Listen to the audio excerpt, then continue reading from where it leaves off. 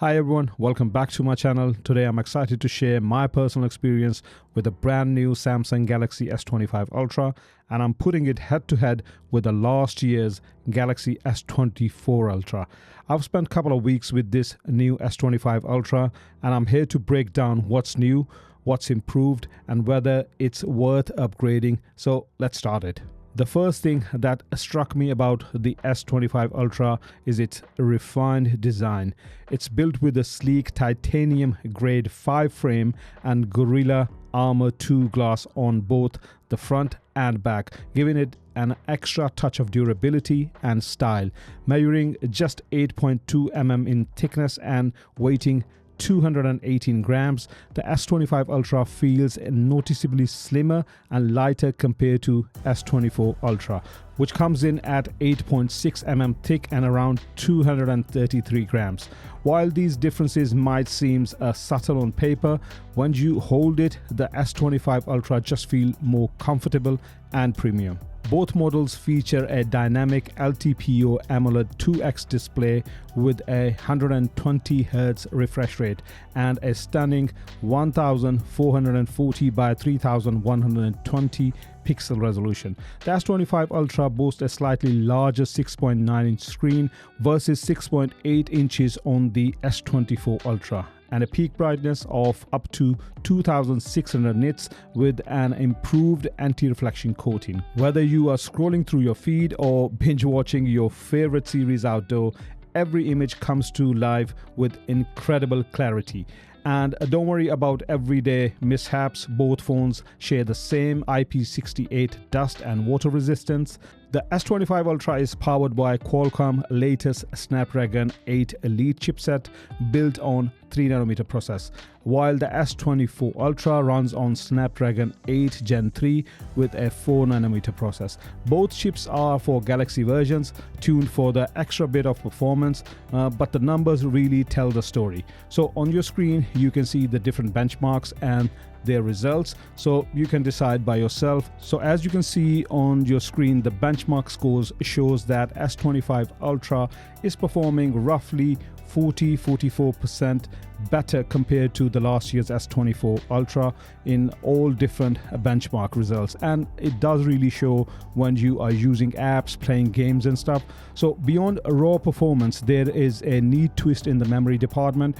All models of S24 Ultra came with 12 GB of RAM, but in S25 Ultra, while the 256 and 512 GB storage variant still supports 12 GB of RAM, the 1TB model upgrade to 16 GB. Plus, the new RAM in S25 Ultra models runs at a faster clock speed of 5333 MHz compared to the S24 Ultra's 4200 MHz. In my day-to-day use, whether multitasking or gaming, this translates to noticeably snappier performance and a smoother responsiveness. Thanks to the advanced vapor chamber cooling system in S25 Ultra, even when you are pushing the phone hard, it stays cool and maintains that performance edge over the longer sessions. If ultimate power is what you are after, I think this is very clear. The S25 Ultra should be your first choice. So let's talk about the cameras now. S25 Ultra has 80% the same camera hardware which is present on S24 Ultra. The only difference is that the ultra-wide camera on S24 Ultra is at 12 megapixel, and on S25 Ultra the ultra-wide camera is 50 megapixel now. So there is a big jump in the quality when taking shots with an ultra-wide camera on S25. Especially the landscape and the group photos come really nice and crisp when using the ultra-wide camera on S25 Ultra. So what about when taking pictures using other cameras? I think the results are very similar, and there is not a huge difference even when using the selfie cameras on both phones, because they are exactly the same cameras.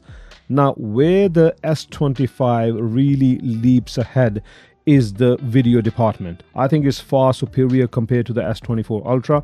If you shoot videos in the auto mode, then it's not gonna be a huge difference, as both phones can take decent quality pictures, but there is a extra feature available on S25 Ultra which is not present on S24 Ultra. So when you go into the camera settings and you go into advanced video options, you see that here you get the option of log recording. So what is a log? Log is picture profile normally found in high-end cameras, DSLR or mirrorless cameras, and it is a flat profile basically. So what it does, it gives you an extra dynamic range when capturing a video, and it gives you a bit more flexibility when it comes to the color editing. So you can do the color editing according to your own taste, your own style, and that's where the log profile is really handy. So when you go into the log profile, you can choose between if you want to record the in log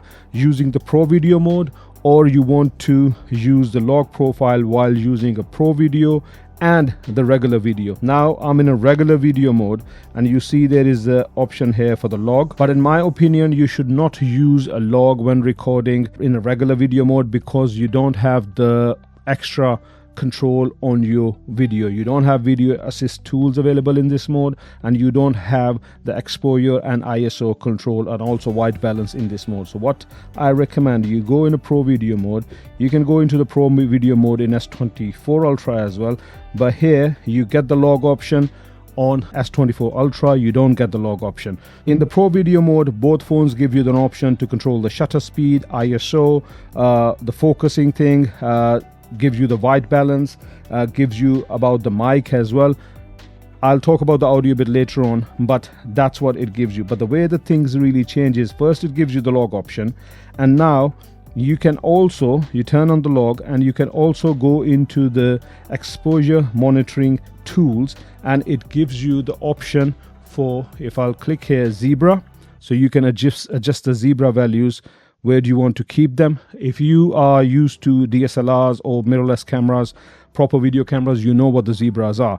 So if I keep the phone here, so you see my hand underneath it is slightly overexposed, but if I bring the anything black, you see the Canon, this lens cap, you see it's in green, so this means this area is rightly exposed. So when it comes to these kind of things, that this gives you an extra edge when you want the proper exposure. So you get the false colors, you get the zebra patterns on the S25 Ultra. You don't get these on S24 Ultra. Only you get is the histogram. So you only the exposure, like the tool that can help you nailing your exposure, is the histogram available here.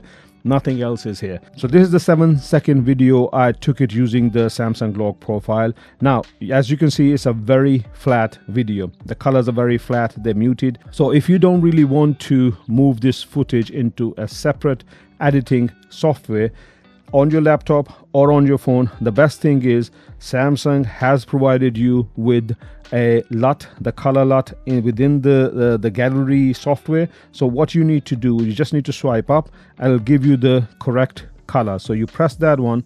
So as you can see, the correct colors has been applied to your footage, and then what you can do, you can save copy or you can share it, or if you don't want to do that, you can just go back.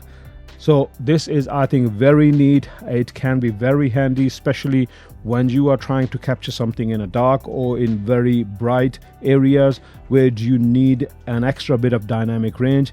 The log profile can help you a lot. So I think this is a big feature in this S25 Ultra. iPhone has been doing it for a couple of years now, but the problem with the iPhone is that you can't record the log footage in the native camera app. You have to go to the third-party apps, and then if you need to color grade, then you need to transfer that footage to any proper professional color grading software or editing software. So that's a problem with the iPhone, but I think this is very neat that everything when it comes to the log profile or log videos, you can do it on the phone. Now when it comes to the log recording, you can record the log footage in every camera available. So you can go in 8K. Obviously 8K footage is capped to 30 frames per second, so you can do 24 or 30. You can do 4K, which you can do 24, 30, 60 and 120 frames per second. Full HD you can do in log recording as well, up to 120 frames per second. So you can also change the cameras as well. So if you go ultra wide, obviously then your options, they do change on the top. So you can capture the log recording in all the cameras available, but the frame rate will differ according to the lens you will choose to record the footage. Let's talk about the S Pen. This is the feature that differs the Ultra phones from the regular Galaxy S series phones. Now here's where the things have gone bad for Samsung. I can't stop laughing thinking that why did they do that? It doesn't make any sense at all. You got a feature developed, you worked so hard to develop this feature in your S Pen, and you used to market it as like there is no tomorrow, and all of a sudden you've taken those features away from your brand new S25 Ultra. Now this S Pen, the problem is that it has no more Bluetooth capabilities. Like this one, the S24 Ultra S Pen has the Bluetooth capabilities. So I press the button twice, it switches to the rear cameras. Press it again, front camera. This one, keep pressing it, it's not going to do anything. It's so funny. Yeah, it's like so funny and stupid. Why did they do that? I don't really understand. Something is there, you invested, you've done the research, everything is there, but you have taken the feature out. Okay, yeah, you take a picture, you press it once, you take picture. You can't do it here. You can't do nothing here. So this is something that makes me laugh, and it's just very stupid from Samsung that they've done this. It doesn't make any sense at all to me. By the way, there are quite a few people who have looked into the hardware of the new S25 Ultra, and they've seen that the Bluetooth sensors or capabilities are still present in the housing of this new S Pen, but you can't use the Bluetooth. So I don't know if they're going to bring it later down the line through the software update or what they will do, but this really makes me laugh. That is just so stupid. That why did you do that? Anyway, I'm just kept on saying stupid. All right, this is the feature that's available on S24 Ultra but missing in S25 Ultra. So if you're an S Pen user, you use this a lot to take photos as a shutter control. You use the pen, or you do those all kind of magician things with this S Pen, then obviously you're gonna miss it. It's not available on this new S25 Ultra. So here's the software information. One UI version 7 on the new S25 Ultra, One UI version 6.1 on S24 Ultra, Android 14 on S24, Android 15 on S25. I'm pretty sure that the new version of Android and new version of One UI will come to S24 Ultra through the software update anytime, and I think in next couple of months. But the thing is, I'm not really quite sure, will all the new features available in S25 Ultra, will they be passed on to S24 Ultra? I don't think so, because obviously the Samsung, they don't really want to cannibalize their sales of S25 Ultra, so they will leave some features just particularly for this newer model. And also I think even if they want to, they cannot bring all the features on this older device. The reason behind is the new chip available in S25 Ultra. So the features which will not come through the software update to S24 Ultra, I think the first one is a log recording. That will not be available on S24 Ultra, because I think that's linked with a newer chip that has been installed in this new S25 Ultra. And also the video capturing assist features like the false color and the zebras, they will not come to this older model.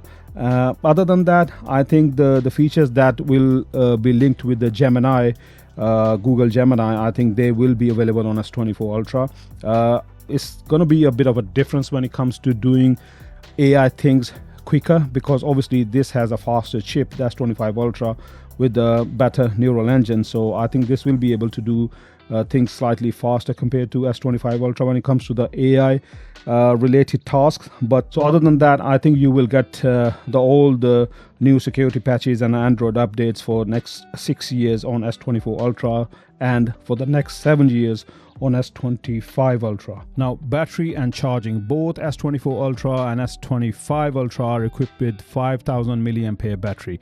This means no change. It's the same battery capacity in both the phones. But thanks to the efficiency gains from the Snapdragon 8 Elite's 3nm process, the S25 Ultra offers roughly an extra half an hour of screen time during the daily use. Whether I'm browsing, streaming or gaming, the battery on S25 Ultra just seems to last a bit longer. And with the fast charging, 45 watt, again it's same in both the phones, and the 15 watts wireless charging, 4.5 watts reverse wireless charging. So other than the improvement in the processor efficiency, there is no change when it comes to the battery. Same size, same charging speeds, everything is literally exactly the same. So as I mentioned in the beginning of the video, I've been using it for 2 weeks. So what are my final thoughts about this phone? There are two categories. There are some people who have the older phones, anything older than S23 Ultra. For those people, I think if you really want to upgrade this year, this is, I think, a very compelling offering from Samsung. It has a refined design. The performance is top-notch. The camera, especially the ultra-wide camera, is excellent. And even, I'm going to say something which maybe some people disagree with, but if you're a creator and you use your Android phone, I'm not talking about iPhone, if you use your Android phone for the social media filming, then the Pro Video mode is, I think, an excellent. It's a game changer.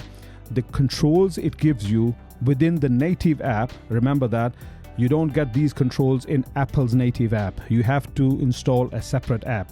So if you are an Android user, this Pro Video mode is, I think, one of the main features that will compel any creator, regardless what phone they have, to go for this phone.